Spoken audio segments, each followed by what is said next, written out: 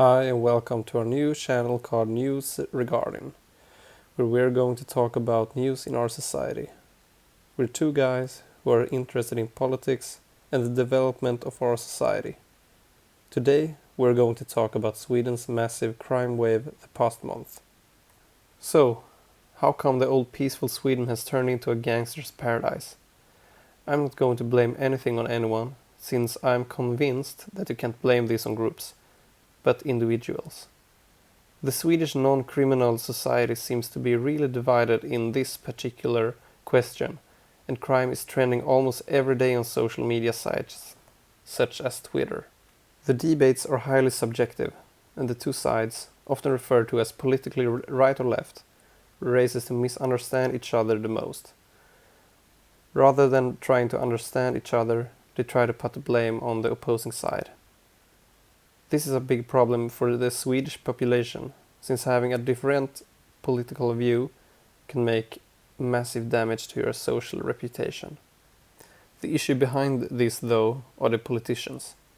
The past few years has had a massive normalization on how the rhetorics between opposing politicians sound, where blaming the opposition is more usual than finding solutions for the problems in our country. So, what are the problems? The shootings have risen massively the past year, and after only 6 months, we had 23 shootings with deadly outcome. Only the past 7 days have had about 10 shootings, with one that stood out more than the other. And that was the killing and execution of the 31-year-old doctor Caroline Hakim, who got killed in broad daylight on the streets of Malmö. In her arms, she had a baby. This started a massive wave of shootings and criminals openly saying that this now makes it possible to shoot women as well. Something that haven't been on the criminals' map before. The criminal events that have happened the past few weeks have divided the Swedish population even more, with one side saying that we need to stand strong as a nation and community and show more love against each other. On the other hand, we have a more strict side of the population who wants stricter laws and a longer jail time for the criminals. This side, often referred to as right or even alt-right, also want criminal migrants to be deported back to their countries they have migrated from. At the same time, the left side says that their countries are too dangerous to travel back to and wants the government to spend money on better integrational work, preventational work for criminals, and even overseeing the possibility to rent jails from other countries. What side are you on? What do you think is the best possible solution for the new crime wave in Sweden? We love opinions and would love to hear yours, as everyone's opinion is valuable. The second most debated topic present is the climate change.